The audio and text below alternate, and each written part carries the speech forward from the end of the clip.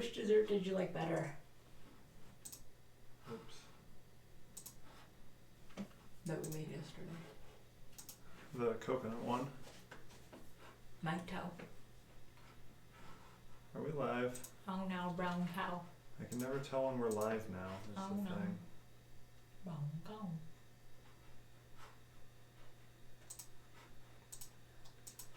Are we live? No. Look what happened. I told you. I was like, what if it does the cook Why does that happen? It's funny. I called that. It doesn't. Okay. Why doesn't it go from there? I don't know. So it did the wrong thumbnail and stuff again. So we're not doing a cook along. All the I people don't that want to cook along are understand. going to be disappointed. Why does it do that? We are live though, guys. We are live. Are we live on Facebook? Yes. Happy Thursday evening. Murder Sheet. Explain what Murder Sheet is while I notify people that it's the wrong live stream on So YouTube. if you're new to our channel, you're new here, we do 99.9% of the time keto related stuff, but one night a week, we try to do every week. Thursdays now around 8 p.m. we talk about crime, and we've been doing this for, well, this is our second season. So our first season, I was really pregnant. Right when I remember, we started this time last year, or like a couple months ago last year. I'm not paying attention. With Murder Sheet, yeah. Because I remember I was hiding my pregnancy because people kept commenting. Like a lot of people were commenting because we would do it at 5:30. I remember when I'm we already had exhausted. the ultrasound on the fridge and everyone noticed it. Yeah, but during Mercy 8, people were just like, you look so tired, Mega. Oh, you're so tired. Why does she look so tired? Matt, why does your wife look tired? Why is she so tired? Yeah, and I was in my first trimester, and I was just always tired at 5:30. So I was hiding that, but I went off track. Here we are. We talk crime. It often can include children, rapes, I wouldn't say murders. it often includes children. You've really been harping on the children angle lately. Yeah, because I feel like those are the ones that, like, the only ones I remember because they really just freak me out now that I have a child. But you know, if you have like a little child, you don't want them to be watching this because, you know, we talk about crime.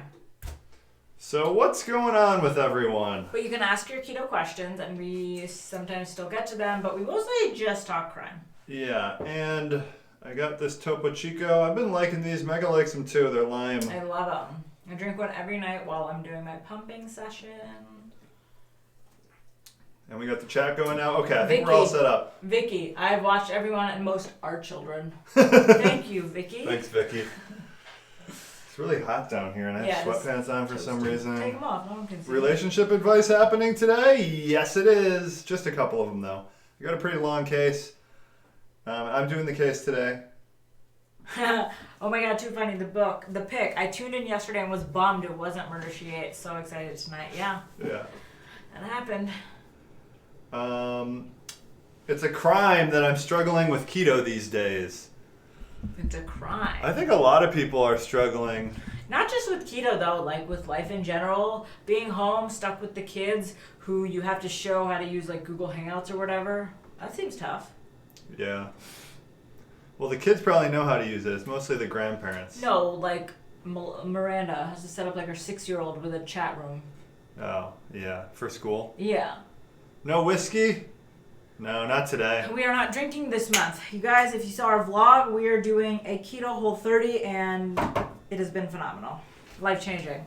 And we're also live on Facebook. That is why I can't figure it out. That's why the YouTube things keep getting messed up. But Because we're trying to be on Facebook.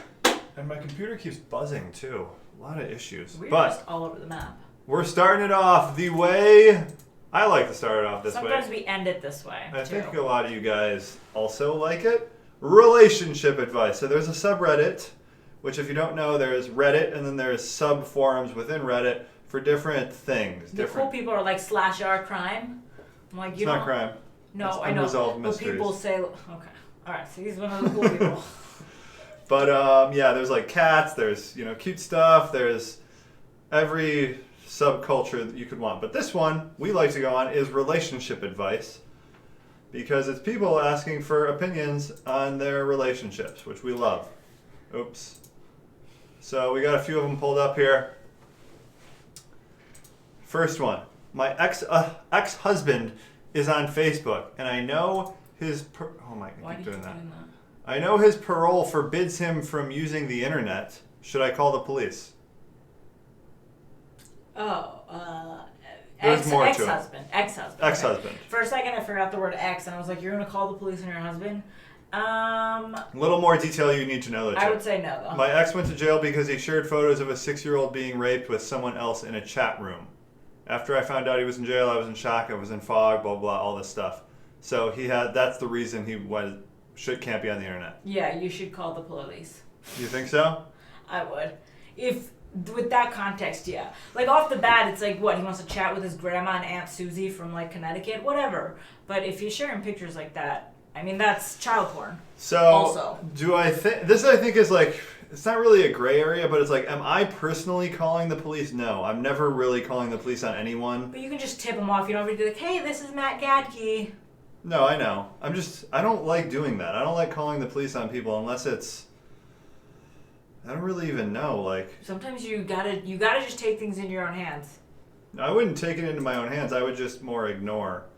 But then maybe if everyone lived like you, what kind of society would we be in?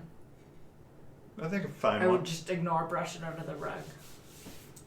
What's chat saying? Call the police. Yes, in that case. Call the police. A lot of people saying call the police. Okay. Someone's listening to us while walking their pups, Shelby. Sorry, I don't like that like that. That's commitment. Have you noticed Matt has more BFs during quarantine? What's BFs? Best friends or boyfriends? I mean, we know he has a lot of boyfriends. Talk to his parole officer. I'm fangirl. You mentioned me. LOL. Call the police. That's the one time I do that. Yeah, I agree. I mean, there's probably more than one time, but like that is definitely the time. Yeah, that's a big one. But you are saying not to call. So you are. I'm not saying not to. I can understand calling in that situation, but I'm saying if that was what was going on in my life, so I probably wouldn't call. So if I was the man who shared that picture, and then I was your ex-wife. You're a man and you're my ex-wife? No. Well, we have a lot of boyfriends. No, if this was the opposite. Yeah. You wouldn't call the police on me? I think the real root of the reason you're calling the police is out of spite and like... No. No. A 6-year-old being raped. Like, that's terrible. Yeah. So I guess a lot of it is like, is the picture like, where'd you get the picture? Why are you so curious about this picture? Do what needs to be done. Call the parole officer, right? I'm fine with either answer in this one. This one is... But you yourself, you're just not doing anything. I'm probably not going to call the police, but most people are saying call the police. $10 donation from Leah Ost. You guys are fantastic. Thanks for all the keto help. Down 50 pounds. Yay. Keep doing these murder shave videos too. God bless. Thank you, Lee. Have you tried Professor Nuts peanut butter? No carbs. That sounds fantastic. No carbs. Professor Nuts peanut butter? No carbs. How can it not have carbs? I don't believe you. Is it made of peanuts? I was going to say, unless Professor Nuts is like celery. No, I guess celery is carbs. Water. Professor Nuts peanut butter. No carbs. Get out of here. That looks funky. Like, I want to eat that for sure. Wait, why does it... Whoa. First off, website, ton of pop-ups. What's going on here? Professor Nuts is why do I need a video to buy peanut butter? Very gimmicky website. Why is I like it already. 30 essential vitamins and minerals. Go over the ingredients, babe. Yeah, what's inside? Yeah, that's what we need. Can they just tell Healthy us? peanuts.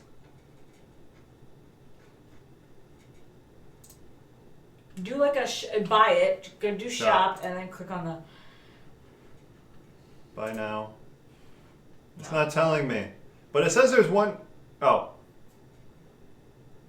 So double roasted runner peanuts. That's the trick. Corn fiber, grapeseed extract. What is it? No, I would never buy this. I wouldn't buy it. There's worse out there. Is there? There's worse peanut butters? Fatso. Look up Eat Fatso. No, this is getting... Oh. Yeah, we're just carrying down a peanut butter hole. Yeah, so they just didn't even fill in their nutrition. I mean, there's carbs in it, they just forgot to fill them in. Oh my god, please, I feel so bad for you. Do not just be down in this stuff. It is not 0 carbs. There's corn fiber in it. There's added fiber to the fiber of peanuts. Yeah, I wouldn't eat that. I mean, if you brought it to me, I would taste it, but I wouldn't buy it. Yeah, send it to us. We'll taste it for a review.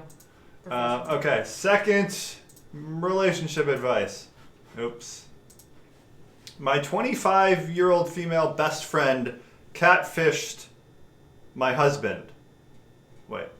No. Oh, so the author of this is a 25-year-old female. Her best friend is a 26-year-old male that catfished her 25-year-old male husband. Why? Title says it all, folks. My best to friend... show that the husband was gay? No, I think catfished implies like some sort of... Pretending to be a female. Yeah. Well, you can just pretend to be another person. Not Could be a man. I guess I didn't clarify. But best friend since childhood admitted to catfishing my husband. Me and who we'll call Eric, been friends as long as I can remember, blah, blah, blah. Went to the same elementary, middle, high school, church group, all that stuff. When I met Steve, my husband, Eric was super cool, like usual. And was even my bridesmaid in my wedding. And he was... And I was his best man. So, yeah, they're just filling the opposite roles. Recently, Steve had been acting off. Blah, blah, blah. I checked Steve's phone and found him sexting and exchanging nudes with some woman named Miranda. This is weird. Yeah. Well, first off, your husband sending nudes. That, to me, is like cheating, right? Yeah. As things But it's weirder that it's your best friend. Yeah. And catfish. It's also weird that you're checking his phone. There's a lot of weird stuff here. We're not getting the full picture. That's not that weird. I confronted him, being very upset. I thought I'd go to my best friend, right? Well, Eric's immediate response was, I'm not surprised, and says that he knows Steve would turn out to be unfaithful. Oh, Eric's, loves the Maybe. woman. Now I know Eric pretty damn well and knew he was lying, so he admitted and showed me the fake account. He says he did it to save me from spending my life with losers. I hate people like this guy that is super guy. fucking jealous. Yeah. Like, why? Yeah. Did my ex-husband actually cheat on me? Yes. Yes. Do I cut them both out of my life? Yes. Those are so easy. Well, it's obviously like a big change to your life, but I would say those are two terrible people, but... And do you have no other friends? Because she's like, who do I stay with? My whole thing is like, look in the mirror probably first. Like, why are these the two closest people? Like, you have two terrible people as the two closest people to you in life. You so, are like, the common denominator. It's your problem. Like, you're the problem probably. But still, like, the guys were doing bad stuff too. I would get rid of both of them and then go to like a Tony Robbins retreat and just completely overhaul my life because... You probably don't have 10K sitting around. That's true. Eric is not a real friend. Eric is a hater. Yeah, I agree. Dump them both. I was sitting on the other video waiting for you to go live. Sorry, I linked I'm the so stream sorry. there. Is it still We gotta stop up there? using this if this is what's gonna happen Yeah. every time. Or you guys will just get so used to it. Yeah, if you guys could go back, someone could go back to the other one and tell people, that would help. I think the other one's not up anymore. Oh, it is. Go to it. Are people like waiting and sitting? Can you see the live chat? 26 waiting. No! How do we get those people over? I'm going to go tell them again. Sorry guys, we appreciate your patience while you're in the right chat. Say like, hey guys, in all capital letters. You know that works. Do capital letters. Just be like, hey guys, so sorry, come over to the... Matt, I'm not even joking. That was good. Some of these people can't, they're not even gonna They see all that. got it. Okay, last one, then we got to get onto the case. It's so hard to read these. My husband thinks our son is gay when he's only a year old. She's a 23-year-old female, and he is a 24-year-old male. So is the husband being serious? Because it's kind of cute to like think that your son is gay. You know what I'm saying? Like, you know what I'm saying? It's like, Yeah, you can like have you're comments. just messing around. So this has been going on for months. I am tired of it, finding it very strange, and even though I've tried several times, he doesn't seem to understand he's being ridiculous. Some of the reasons he thinks our son is gay, 1-year-old, so it's slightly older than Theo. He loves when the light shines through the window in a way that makes rainbows on the floor. That's adorable. He was curious about my makeup and has tried to take my lipstick and eyeliner. It reminds him of crayons. So? He generally prefers me to my husband. That's all babies. Yeah, boobs. He likes to help me peel bananas, and one time my husband saw him mouth the tip of it. He got angry at me for letting him do something that looks sexual. His favorite thing to do outside right now is look at the flowers that are blooming and touch them. Aww. This sounds like the cutest little boy I've ever heard of. My husband thinks he likes books too much for a boy. What, like his little flip like art books? There's also a character in one of the books that my son always points and smiles at because he has bright orange hair, son's favorite color. But my husband thinks he has a crush on the character. I don't even know what to say to that. This is too good.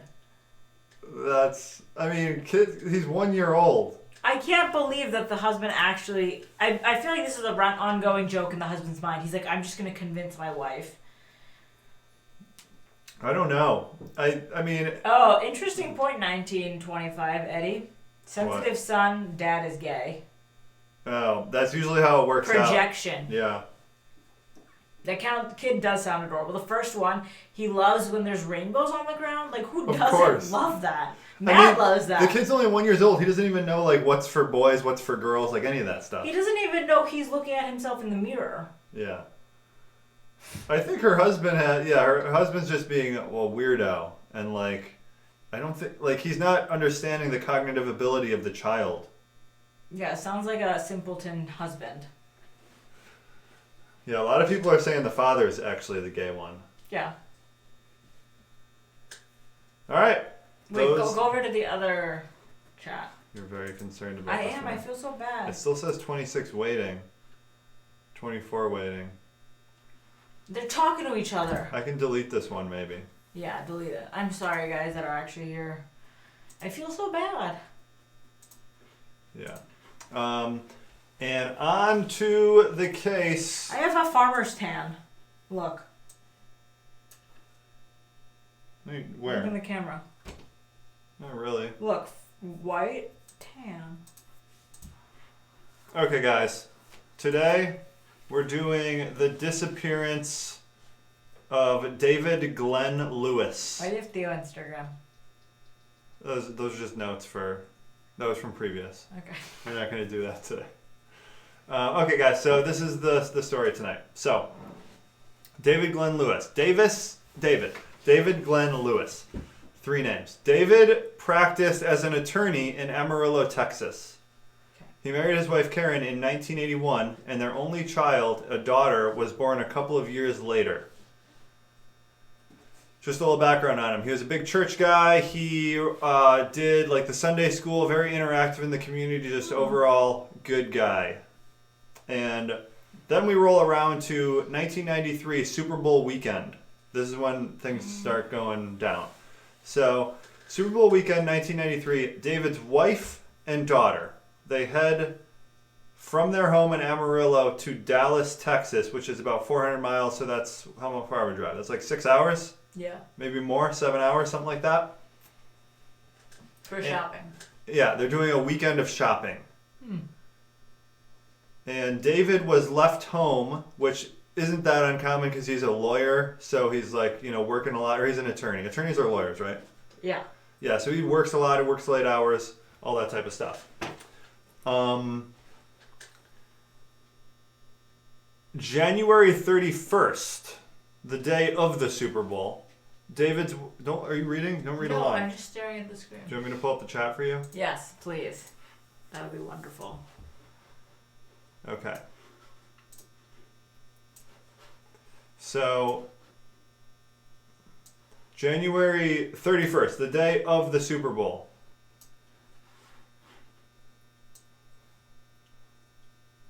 Did you hear that? Yeah. Okay, so the day of the Super Bowl, David's wife and daughter return home from Dallas. Expecting to find David waiting for them, they're surprised when he's nowhere to be found. The VCR has been left recording the game. Though it had continued to run after the game was over, 2 freshly made sandwiches were found in the fridge, and David's wedding ring and his watch were placed on the kitchen counter. And he's nowhere to be seen. Oh my god, he ran away with someone else and he left them sandwiches. Maybe. Huh. But this isn't that uncommon also because apparently sometimes he'd have to run into work. And without just bringing his wallet? That's the weird part, I guess. And not take the sandwiches? But the wife was like apparently a little bit alarmed, but not alarmed enough to immediately call the police and be like, my husband's missing. Right. She was just like, and there's no cell phones back then, so she was just like... Oh, 93. Yeah, husband's maybe... How old's the daughter? Do we know? We don't know. We don't know, but she's like 7 to 9 range, Okay. somewhere in there. Allegedly, although this is unconfirmed, the VCR had no scheduling function, so it would have had to have been manually recorded. But that's disputed. There are no signs of a struggle or anything disturbed in the house that would point towards burglary or foul play. It appeared as though David had simply slipped out for a while, and due to the game being recorded, David's wife believed David may have gone to a friend's house to watch and would return soon. Okay. But you would take your ring and your wallet, right? That's the weird part, is why would he leave that stuff behind? But she's still not super concerned. So, when David doesn't return the next day, this is when the wife becomes very alarmed. She immediately goes to the police in the morning. And so that's the 1st of February. February 2nd, the investigation into his disappearance begins. Okay. His red Ford Explorer was found outside the county courts building downtown. Under the mat on the floor, like the floor. dust mat or whatever, the dirt mat, on the floor in the driver's seat, David's car keys and house keys, his checkbook, credit cards, driver's license is found. No, the keys are found under the floor thing. Okay. All of those other things, checkbook, credit cards, license, those are found in the usual places in his car. So like glove box or whatever. So like he left the car for someone. Yeah. Kind of a thing. Yeah. Do you think left the car for someone? Like, you know, if like you're like you drop the car off somewhere and then you get a ride and I'm gonna go pick it up, you put it like on the tire or like you put the car keys there somewhere. Do you? People do that? Yeah. You put I would on, just like, take the back keys tire. with me. But then how would I use the car when I got to it? Oh, someone else is gonna take it. Okay. Yeah. Yeah, I guess maybe. It seems weird that an attorney would be doing that, though. That's more of like a kid thing, right? Yeah. Okay. Police then learn sometime before his death, David had been in. Oh yeah, he's. So I was trying to tie. No, okay, he might not be dead yet, but police learn before his disappearance. Police learn sometime before his disappearance. David, for like weeks, he had been informing his wife that he was like nervous. He thinks he's in danger. Like people have been following him. There's things going on with certain cases. There's a couple cases that he was involved in where like the defendants are mad. You know, like that whole like type drug of thing. Stuff. Yeah, drug stuff. Drug dealers. All that type of stuff. It's actually really scary. Like I was on jury duty one time, and it was only a car insurance claim, and I was feeling like it'd be pretty easy for the defendant to like figure out who I am and like track me down and stuff. For car insurance claim? It was like a pretty big claim, like it was injuries and stuff, but... Oh. And was the person like drunk? Well, the person didn't have insurance. Are you allowed to divulge this? Yeah, okay. I think so. It's been a long time. The person didn't have insurance, and there was like timestamps on him getting insurance, and it was like disputed whether his policy went into effect like after the accident or before the accident. He like got it that day. But it was pretty obvious, like he got the accident and then called in and got the policy. That's smart. Yeah. Did he lose or what? And he showed up to court with like a neck brace and all this stuff on it. I thought it was kind of an act also. So. What happened? What was the ruling? The ruling was that he... In favor of him or no? No. Okay. Off sidetrack, sorry. Yeah. We just had a conversation on... That was really rude. Hopefully you guys were... Well, I think it's pretty interesting. Okay. So witness relocation, someone said. Okay. David's family believed his disappearance may have been linked to his work as an attorney. Mm-hmm. Like I just said, a lot of disgruntled clients, things like that. Mm-hmm. David was actually due in Dallas a week after his disappearance for a deposition in a... Why'd you say it like that? A deposition? Yeah, a deposition in a conflict of interest case between his former law firm and a wealthy client. Okay. David told his father that he had no intention of covering up any wrongdoings by his former firm and was going to tell the truth whoever it hurts. Do law firms have like a lot of wrongdoings? Yeah, I'm sure. The way they handle cases, like the ethicality of it, discovery, disclosing it, what they do with the files. Ethicality? Is that a word? The ethicalness? I think it's just the ethics. Ethicality. I think it's ethics. Well, I went to law school, so... So they're thinking maybe it's people from the old law firm. Yeah. That's pretty severe. They're like going to kill someone for this? Yeah, it seems a little, I don't know. I would be more inclined to believe it was like someone who's actually a criminal already. We don't have a lot of chat going here. We don't. Maybe it's because I'm using this new chat. I don't know if it gets all of them. I can pull up the other one too. That's terrible. Okay, so... Oops. Sorry, I'm flustering you.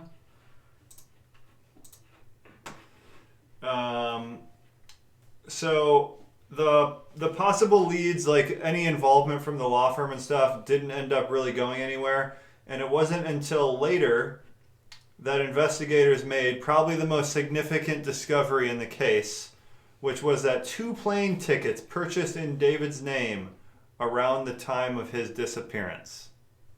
2 plane tickets, 2 sandwiches. So that's obviously a cover-up. The plane tickets? You think it's a cover-up? What do you mean? Well, I'm thinking if we're going with the theory that his law firm did something or disgruntled clients or whatever, Yeah. then they bought the tickets to make it seem like he was leaving. Okay. You can buy tickets under other people's names, though? Yeah, I do it with you all the time. Online. Yeah, but you're my wife. So I can buy it for Donald Bangert, Okay. right?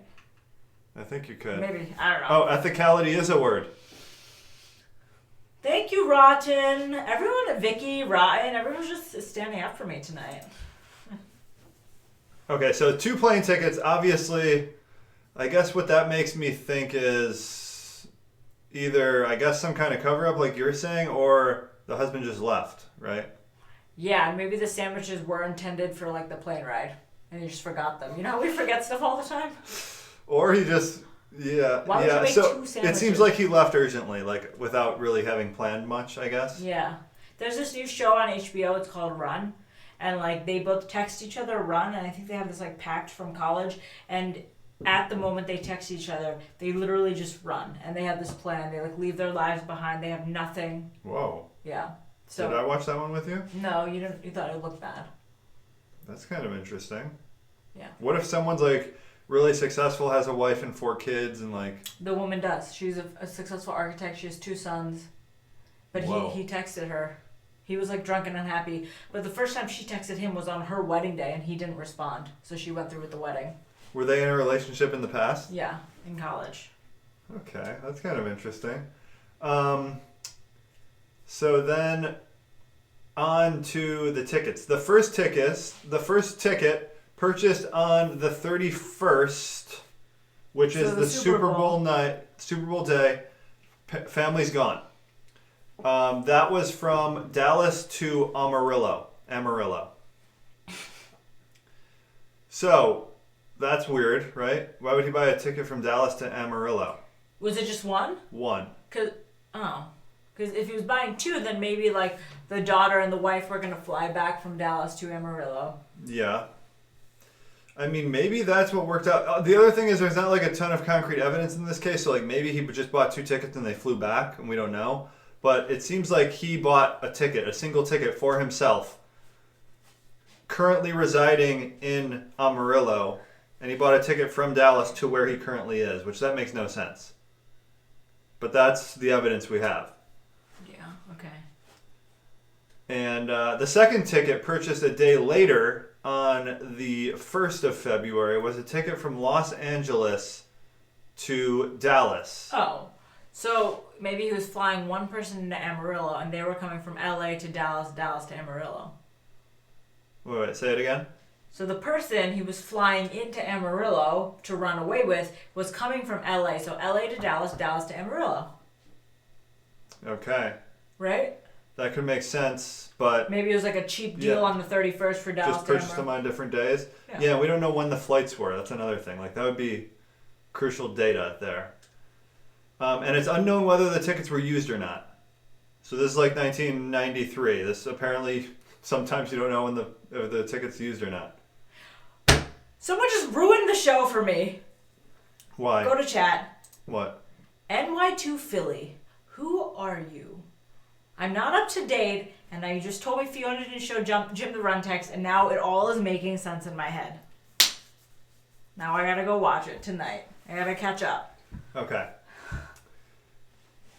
With no leads materializing, the criminal investigation into David's disappearance is closed after 11 months. In 2002, so this is nine years later or so, I believe, police told local press that the plane tickets purchased in David's name around the time of his disappearance led them to believe David left home of his own accord, and they did not suspect foul play in the case. Okay. So they're saying he just walked away from his current life, type of a thing. Okay. And then the big news. Yeah, I always keep listening to that. Yeah. The big One news. sec. I'm the way I wrote this out was tough to follow.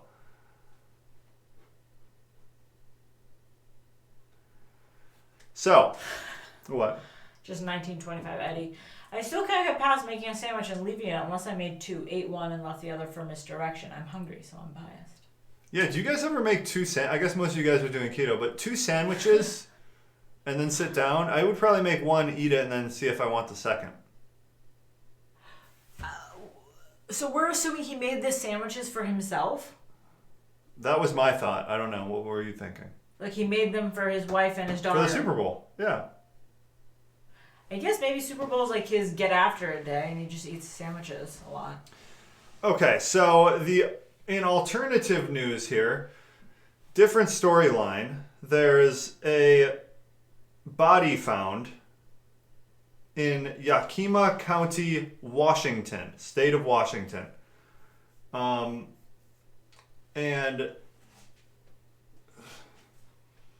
there's so this is in 2003. There's this detective. His name's Pat Ditter.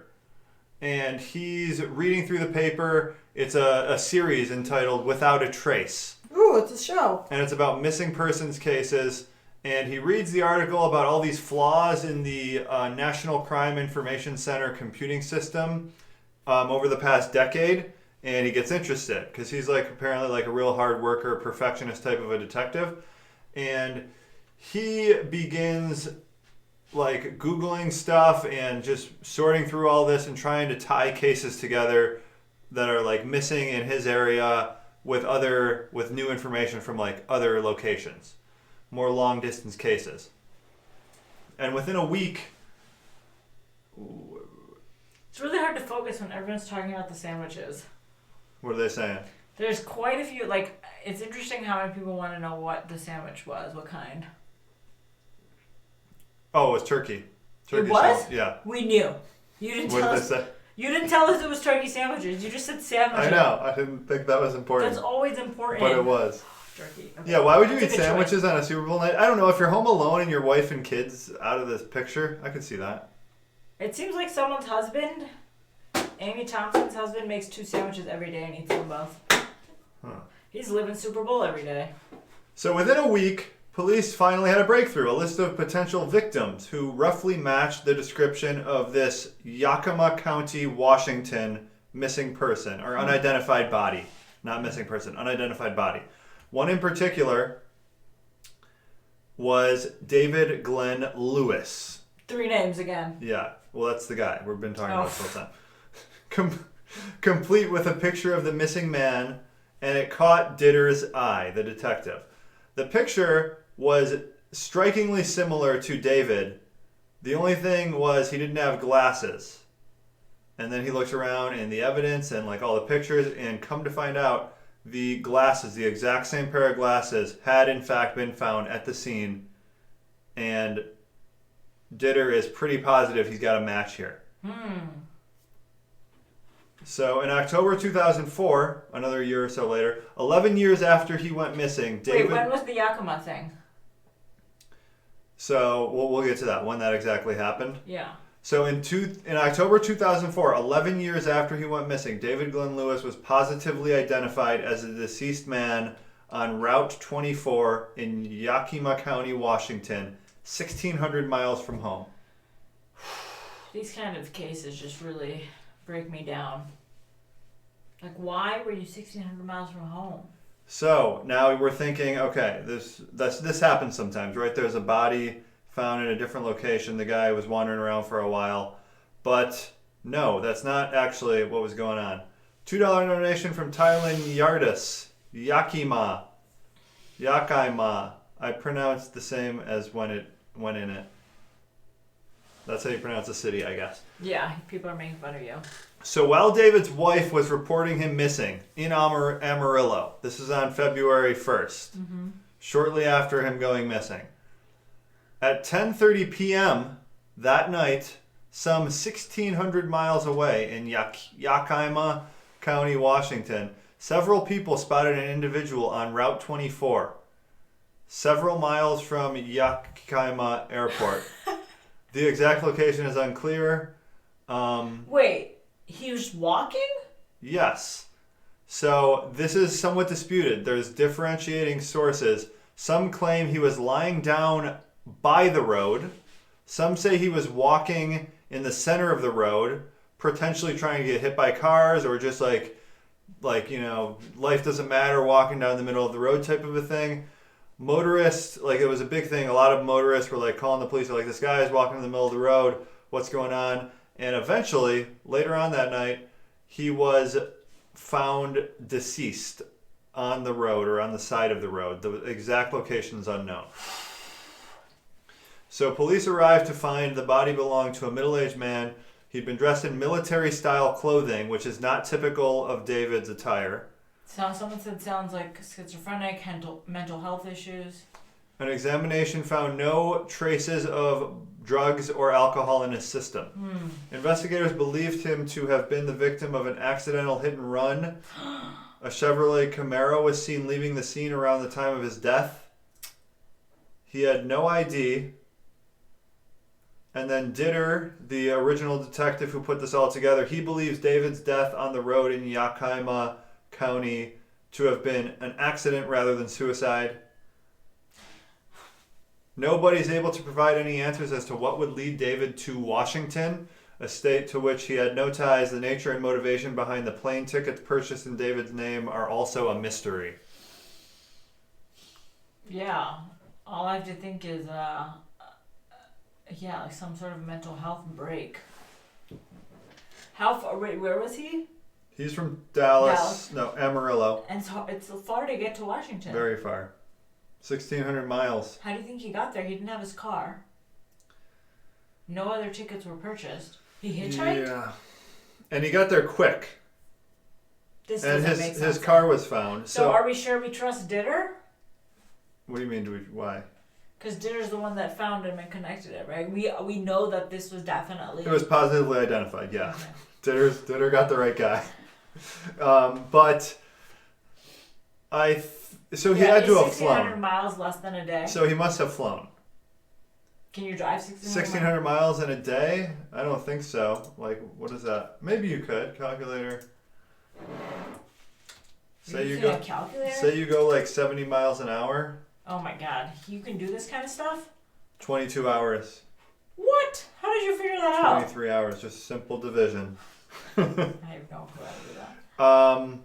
But if you're thinking his family left a few days before the Super Bowl, and then the only real thing tying him to... Well, what day did they leave on for fact? We don't know. We don't know the exact day. Because also remember, he had to have pressed record for the game. Wait, I'm lost. How long between disappearance and death? So they weren't tied together till 10 years later, but disappearance and death were the same day.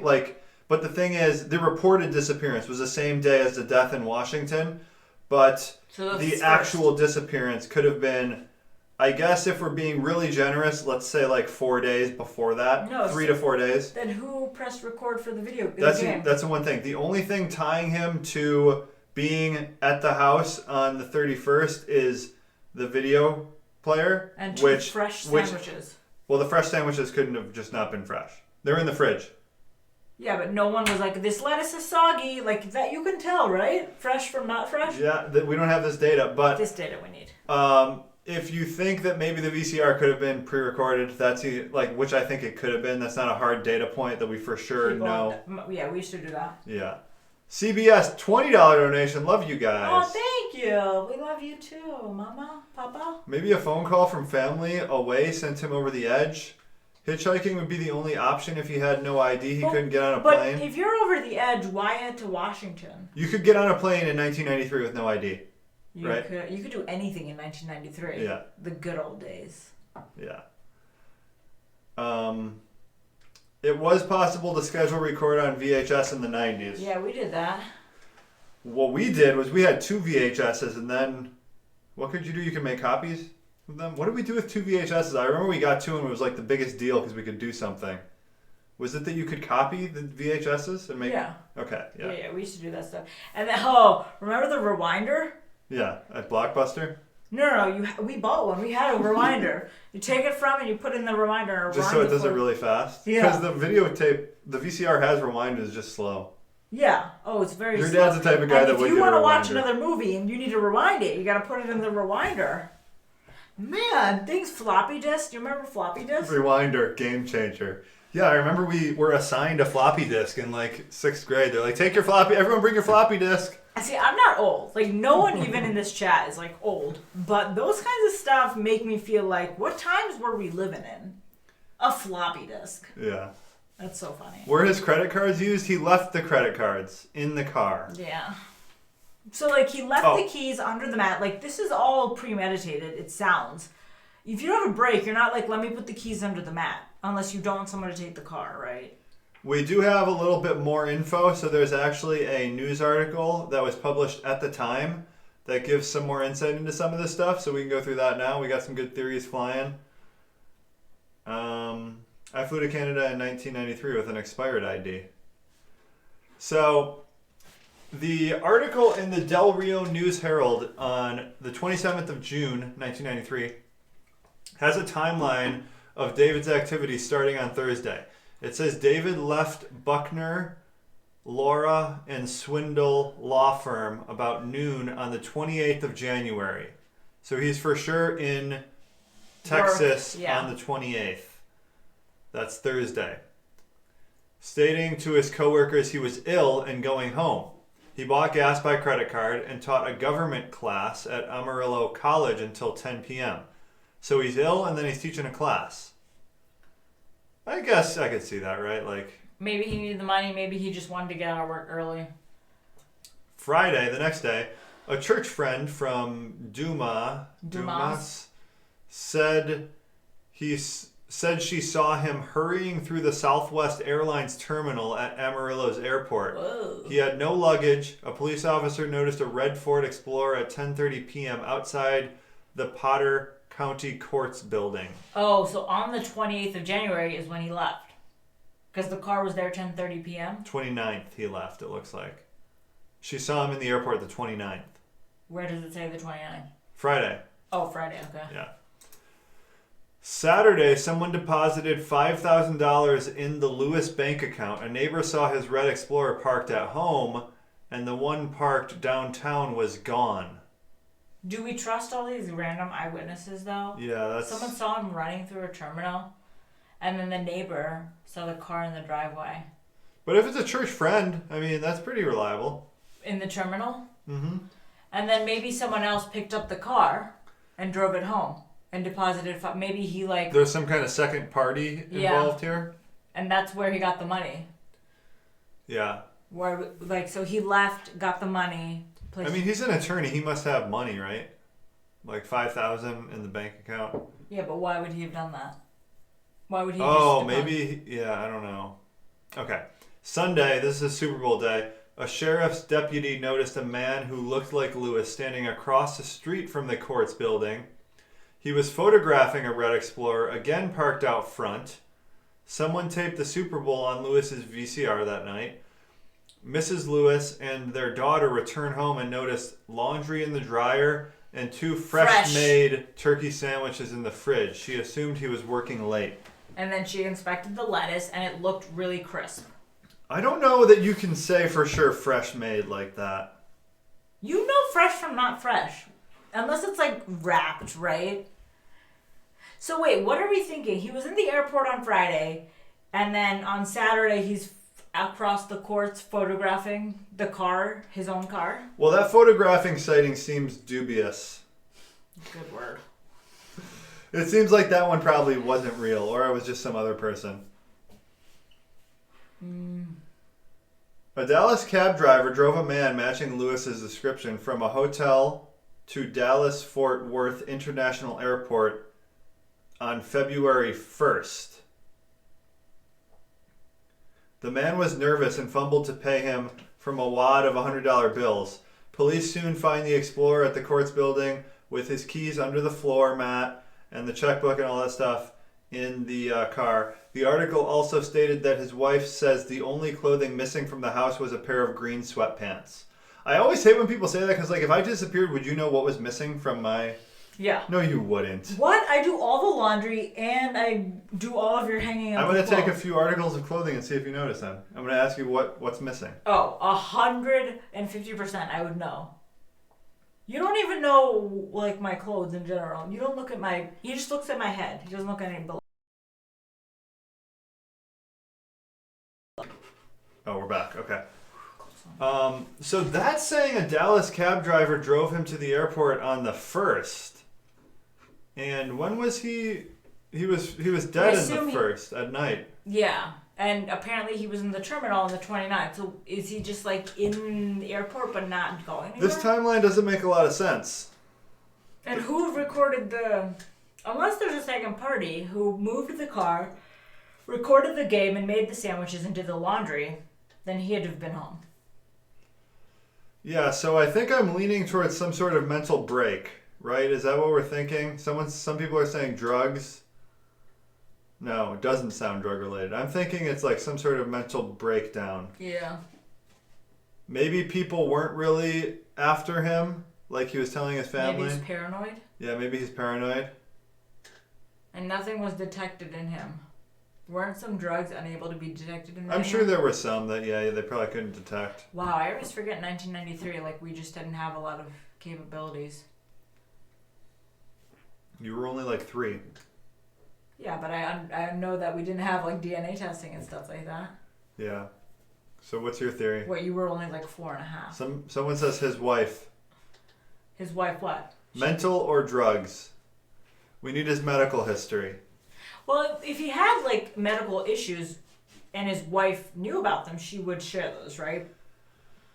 Unless, because people, what, he was 30 something? How old is he? How old is he? I don't know. I like, think 40s. Because like a lot of mental illnesses, like bipolar, can come on like late 20s onset, early 30s. I think he's in his 40s. So maybe it's just late onset, yeah. So the only thing is, he's definitely seen in Washington, like just on a highway road. So how do you end up there? That doesn't seem to me like it's foul play from like random law firm people. Yeah, I mean, he had to have gone there. He wasn't forced there. Yeah. In the article, it also outlines there's 2 cases he was involved in at the time where people may have wished him harm. First was a lawsuit by a murder convict against his former father-in-law that was eventually withdrawn. And then the other case was one he was to be deposed in, that was a $3 million lawsuit against Lewis, which is his former law firm, I believe. Several other lawyers and an engine additive promoter that Lewis represented. Engine. Yeah, engine. You said engine. Engine. That's how I say it. Oh. But his attorney could see no motive because no one benefits from Lewis's disappearance as it was covered by insurance. Yeah, Britt B, he could have been coerced in some way. Is that where maybe the deposit came from? I mean, why would he just get on a plane and leave without anything unless it was forced? Wife could have been a part of it, cover up, question mark? But why? I mean... And how did she get him onto the Route 24 in Washington? Yeah, that's a thing. It seems most likely that it was like a mental break.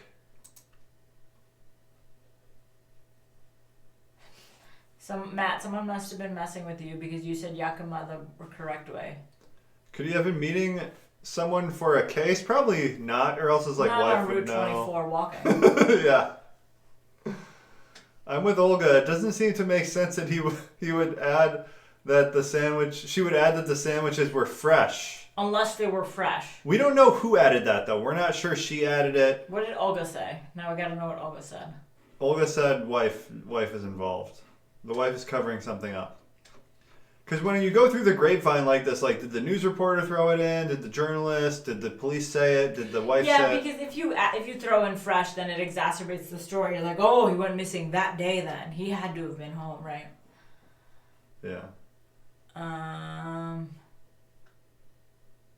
Total mystery. Yeah, wow. Tanya said she didn't get a notification for us. How much did I miss? We just finished the case, Tanya. Sorry. Are notifications not working as well these days? It should work. It's just that the live stream created a new one instead of using the scheduled one. Oh, so it didn't work at all. Yeah. So that are we doesn't going to work. keep using that platform? I gotta figure it out.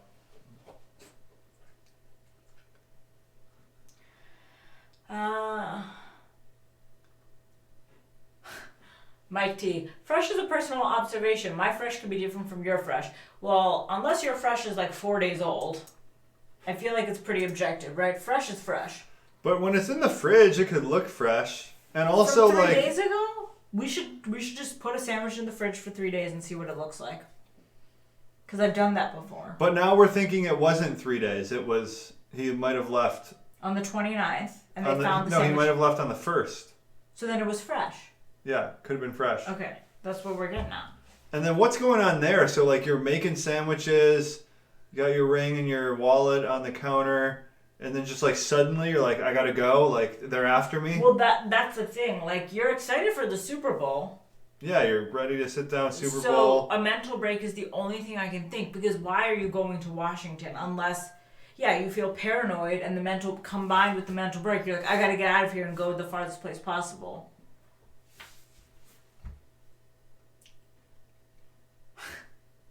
We know O.J. Simpson did the coin toss at the 93 Super Bowl. We know O.J. Simpson is a murderer. Boom.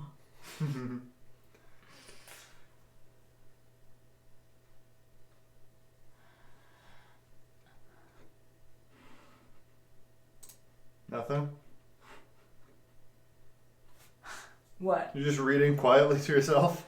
No, I'm looking for a good one. Yeah. What are you doing? I'm looking for relationship advice things. Here. In Texas, we have Mrs. Baird's bread, and it stays fresh for a while.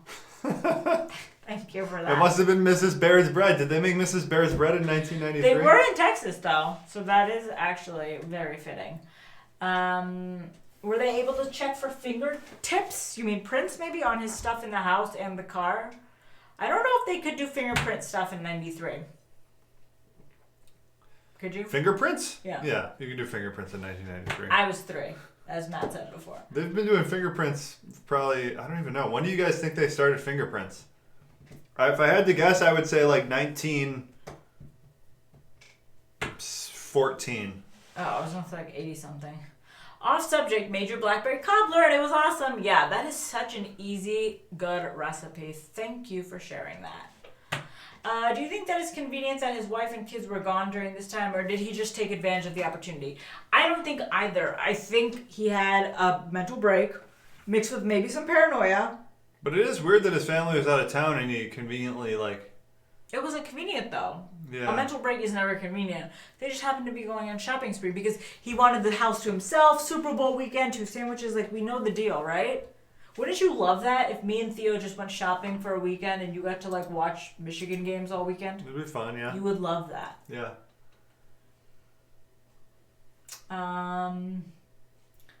As a wife, though, if I came home and husband was gone but ball and ring were on the counter, I would be calling people, but she didn't seem concerned.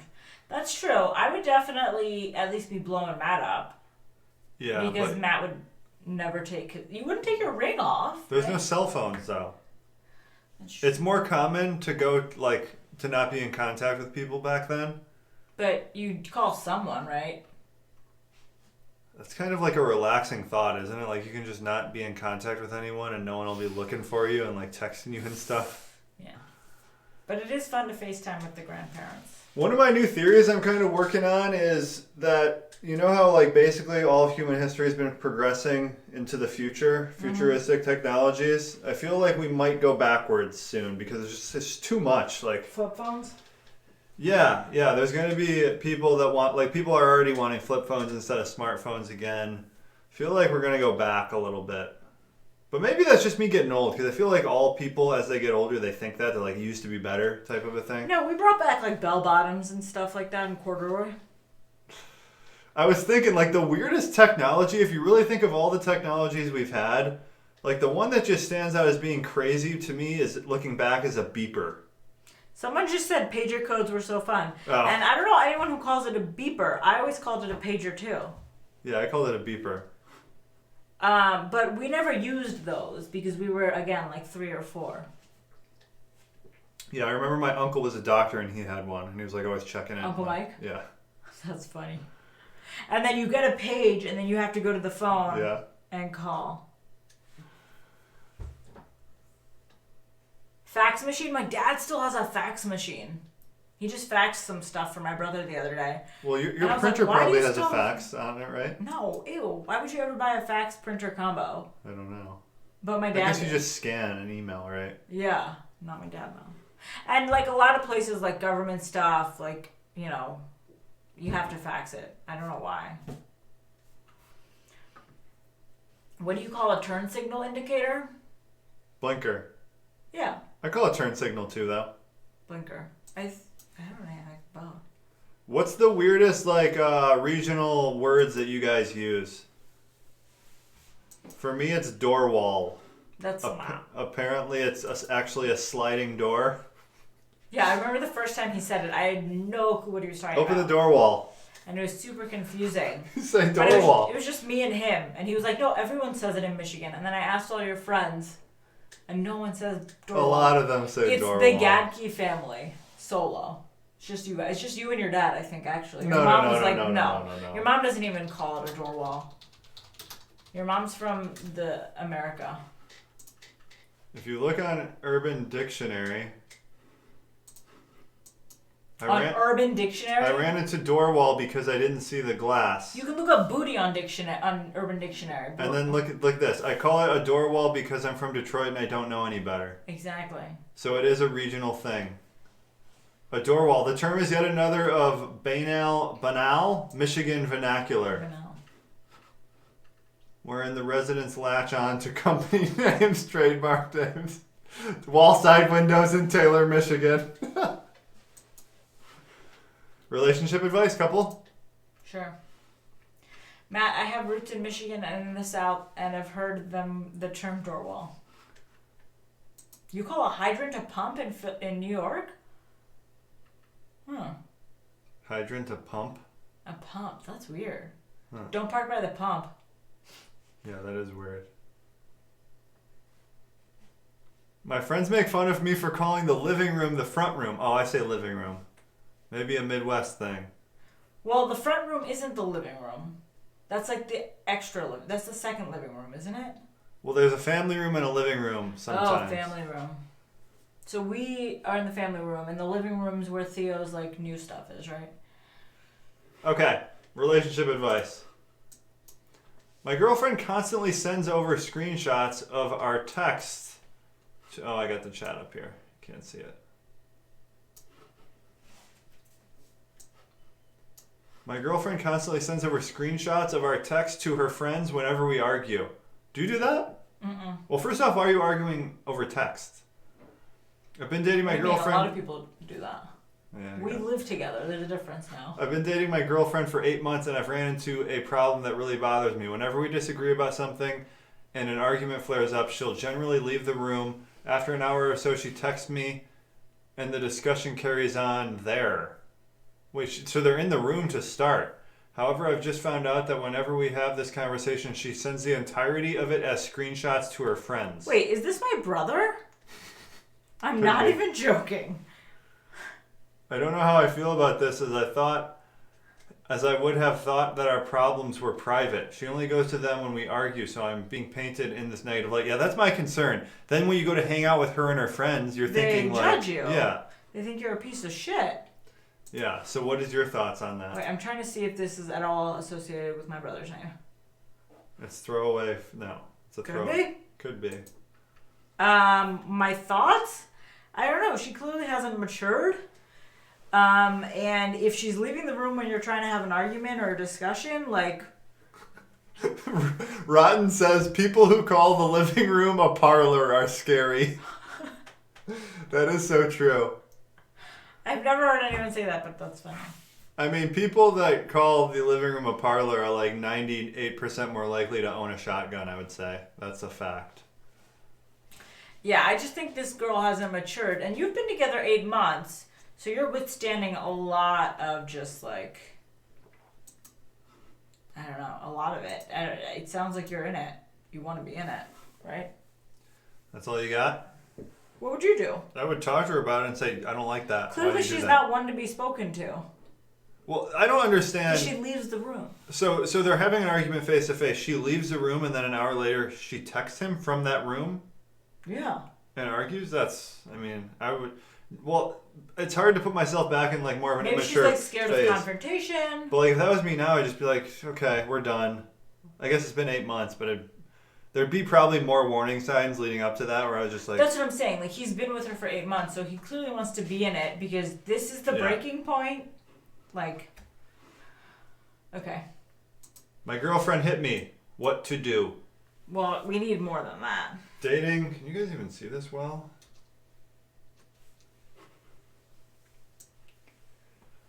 Dating for 6 months, had a couple drinks, and I said something that upset her. I won't go into detail, but it was not a mean or cruel thing. That's subjective. You should go into detail if you want real advice. Yeah. She got very upset, began to cry, and slapped me in the face, across the face, and arm a couple times. Well, then you probably said something terrible.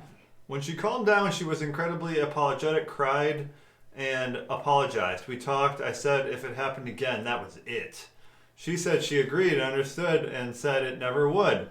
Now I've had a bit of time to process. I'm starting to think maybe the red line was already crossed. Could do with advice.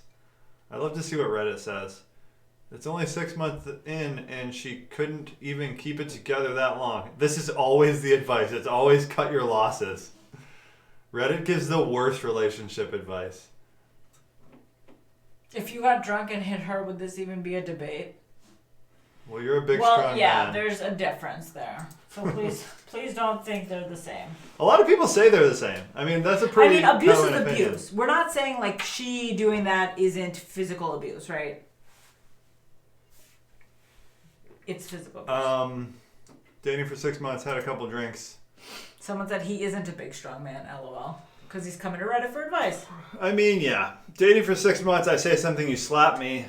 I guess I gotta know what the thing is, but like, you're slapping me. Why are you like... I mean, unless you said like, F your mom in the butt. Like, if you said that to me, and I loved my mom dearly, like, and I slapped you, then that's appropriate, right? It's a trade for a trade. I mean, yelling and hitting, those are usually just things when your words fail you, you resort to those. So, 6 months in, you're having drinks and conversing. I don't know. I mean, it's a red flag for me, big time. Well, they probably weren't conversing if he said something that she slapped him for. I mean, he's left us with a lot to, what's this saying? A lot to be tasted. That's a lot to be tasted. Desired. Desired. You're so mean. He should prob leave. She needs therapy to resolve the trigger. Possibly a traumatic response. These are rarely logical. You don't know the trigger. Yeah, maybe like what he said was like something from her childhood. He isn't a big, strong man, LOL. Good one, Ryan. Yeah. I feel like it's definitely some kind of a red flag. I mean, you want to be with someone that can just say, like, I don't appreciate you saying that. I don't understand how it would ever, especially if it's just like one remark. If it's like a back and forth, like elevated arguing, yeah, then I can more understand it. Some people just like the way they react or the way they like deal with arguments or situations like that is just very different than how me and you do it. So some couples just hit each other. and they yell at each other, and that's how they move past things, you know? Yeah.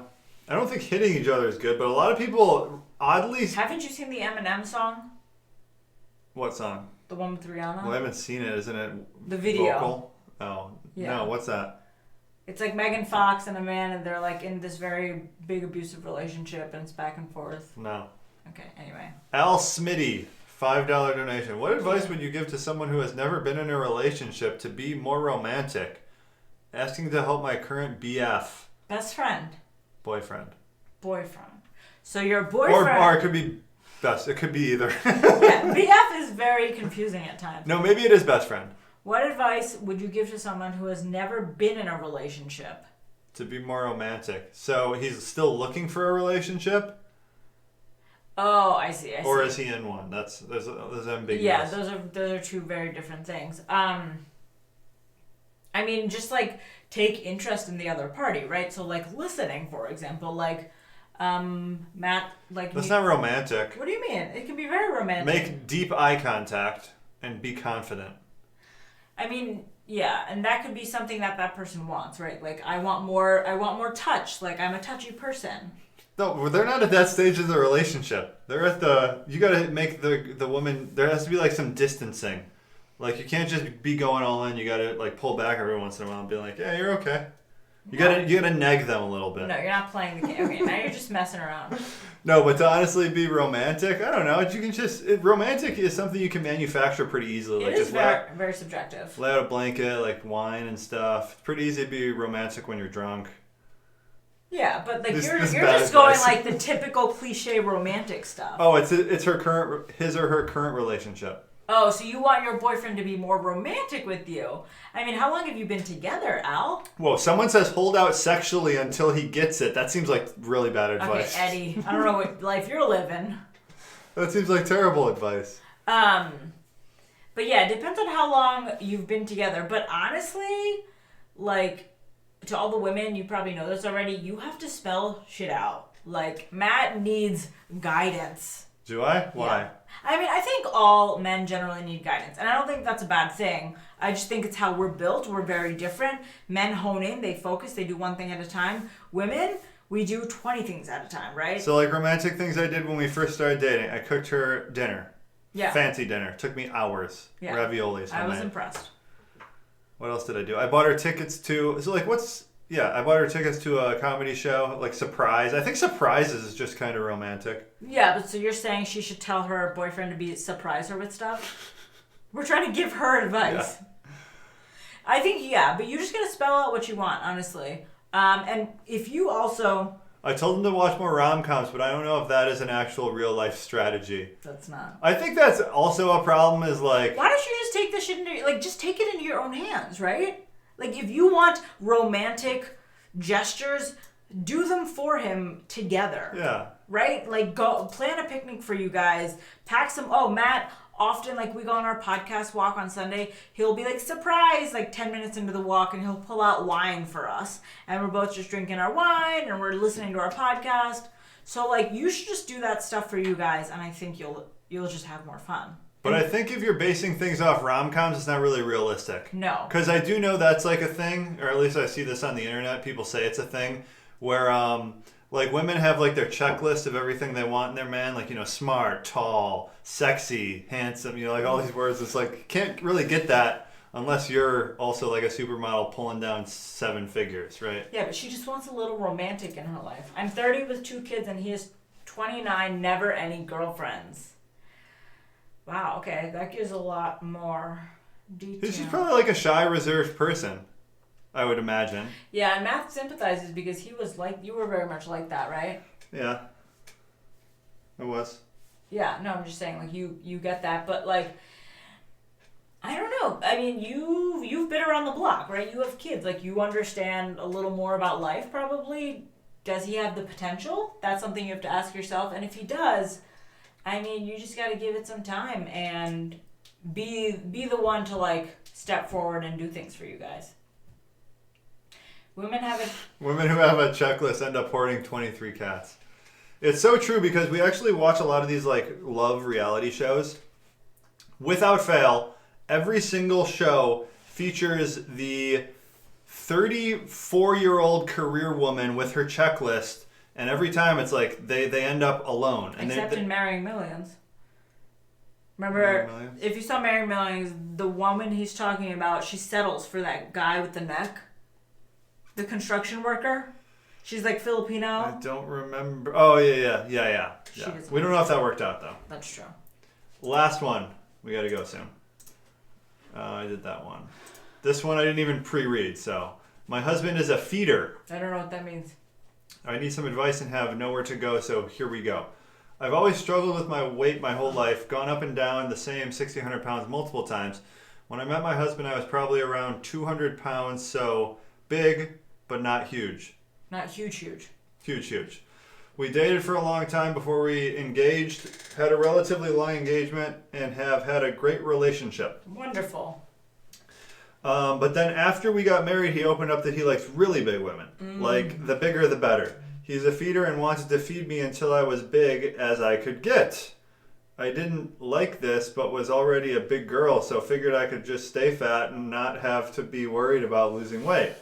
But I'm a people pleaser big time. I want to make people happy, and he takes such good care of me. So when he would give me huge portion sizes or lots of treats or regular soda instead of diet, I just ate it. Whoa. First off, you are in control of your life. Yeah. You need personal accountability. People are people pleasers to a terrible degree. Yeah, I can understand that too. But that's a character flaw that you need to be actively working on. And you know it. I know I could say no, but I didn't. He knew I didn't want to be a feedee. She knows all this terminology, so she's like somewhere on the spectrum of into this stuff. He did it anyway, and I just kept eating because I already have such a shitty relationship with food, and I wanted to make him happy. Plus, I'm a fat girl that likes to eat. Well, now I'm 350 and miserable. I hurt all the time. I don't recognize myself. Husband hates that I'm hurting and miserable, and he doesn't like that, but is always telling me how sexy I am and asking me to wear small clothes and wiggle around the stuff. Okay, I think that pretty much sums it up. Thoughts on that one? Oh, there's an edit. We'll get to that in a minute. Okay. That's a crazy one. Yeah, that's a tough one because, yeah, you could say, like, what Mike T is saying, you gotta make yourself happy first. Like, sure. But, I mean, you're married to this guy. I do things, you know, not to that extent, but, like, we do things for each other because it makes the other happy, right? Like what? I don't know. Yeah, we do. Yeah, I mean, we don't have to list things, but I think that's what all husbands and wives or partners do for each other. But if she hates how she feels, then, I mean, I don't know what the edit says, but she's got to tell him, like, I'm over this, and just break up with him if he only wants a really huge woman. Yeah, I think, but it's, I don't like that the title is My Husband is a Feeder. The entire first 3 paragraphs is like, my husband's forcing me to do this, blah, blah. She takes a little bit of responsibility. She's like, yeah, I like to eat. It's partially my fault, but you have to take 100% responsibility. I'm interested to know how long it has been since they met, because she's gained 150 pounds. It's probably a few years, like 5 plus. A pretty long time, it seems. Does it take a long time to gain that much weight? It could be pretty fast too, but I think minimum like a year or 2. Yeah. I talked to him about it and he did cry. He said he hates how this controls his life, that he knows this is killing me slowly. He doesn't want it to be like this, but he can't control it. He thinks the only answer is to not be intimate at all, because if he is having... Where'd this come from? There must have been more that we missed. Yeah. Every time I say I want to lose weight... Well, they can't be intimate because she's in so much pain. No, I don't think that's what it is. Every time I say I want to lose weight, he says after we have lots of fat sex, but I never want to have sex, so it's just a circle. So he only likes having sex if she's fat. So, blah, blah, blah. I asked him how he was okay. He's going to therapy. So I asked him if this means that either I stay fat and we can do it, but it hurts me, or I get healthy and we never do it again. I don't know. I would just end the relationship. I think this is a natural ending point for both of you I don't understand how your life got to this point. You have to take... You're just a little ship, like what is it, a sailboat, just being pulled in whatever direction random people want to pull you. Yeah, I think you guys should just part your ways because he wants to be with a certain type of woman, and you want to be not that type of woman. Someone says the expression "fat sex" is hilarious to me. Did you say that? No, that's what the article said. Oh. It's very hard dealing with food pushers. Her life is more important than their relationship. It is pretty hard dealing with food pushers. That's true. It's hard to say no. Because even with your family, not that they're like severely pusher. They like to feed people. I've seen a few episodes of like 600 Pound Life where the person is really like kind of trying to get her groove going, and the husband just comes home with like the Taco Bell or whatever the person loves. Such an enabler. Yeah. Well, that's all he knows, right? He's been taught that too. I guess that's true too. The gratification is so intermingled where it's like the husband feeds her. That's what makes him feel good. She likes eating. She feels good. So it's like. Question for Matt. Think back to your online dating app days. If a girl was overweight, would you give them a chance since you were into health and athletic? That's an interesting question. Should you even be saying this online? That is an interesting question. I don't. Is Donald? Are you asking for personal reasons, like what you should do? I mean, would I have given them a chance? I think meeting them organically in the real world, maybe, but like online dating, probably not. You're not messaging someone? I don't know if that's mean or messed up or what, but no. It depends like how overweight and stuff too. Yeah, I mean, if you're talking like 200 plus pounds, that's different, right? Yeah. Not that there's anything wrong, but it's just for me. Sun does shine. I'll answer for no, he wouldn't. Matt has a checklist. No, he does. I guess everyone has an internal checklist. Don't even deny it. I have a few high priority items. I think everyone has like the high priority things that they need. Yeah. I wish we could all just round table and talk about the high priority. What's your high priority items? For me, looks are important. I'm going to put that out there. Okay. For everyone, I mean, for most men, looks are pretty important. For women, I think it varies more. Yeah. Looks are a maker. But like otherwise, I guess like good job. I don't know. Like mine are pretty standard. Those like are the two. Someone I know I could build a financially successful life with. Yeah. Huh. It's not me. Unfortunately, online dating is all about physical first impression. Yeah. You can get the swiping. You can get a surprisingly good vibe off the chat too, I would say. Don't you think? What chat? In the online dating? Yeah, but you're swiping or you're messaging, right? Like, yeah. But yeah, I mean, do you remember my Instagram, my profile? Yeah. I had like jokes and stuff. Is it still out there? Can we look it up? We should. I think yours is. Mine I deleted. Oh. I don't even know. What was mine? M. Barrett? MB. You have a login. No. I mean, just my old one probably. I think I like disabled mine. Yeah, I can't remember mine. It was Jumpshot3.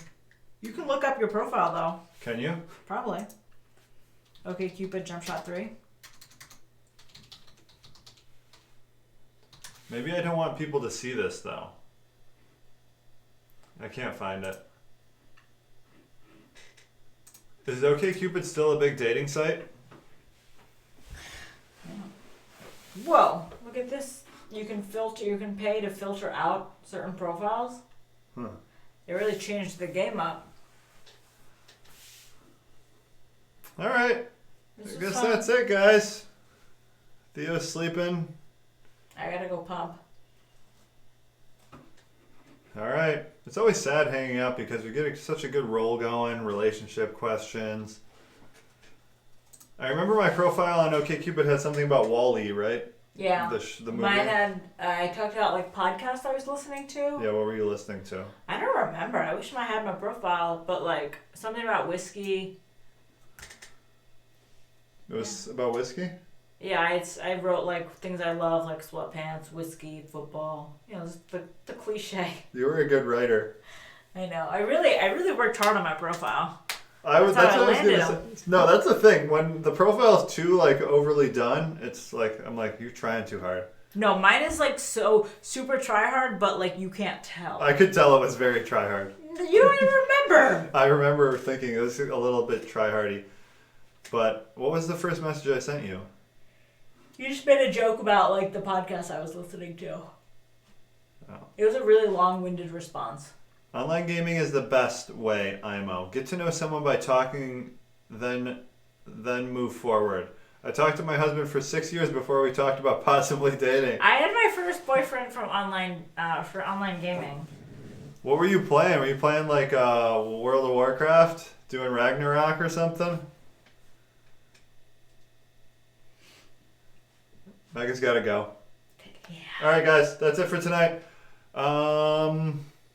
Yeah, guess we'll be back. Maybe we'll do these every other week or... Just still play it by ear. Yeah.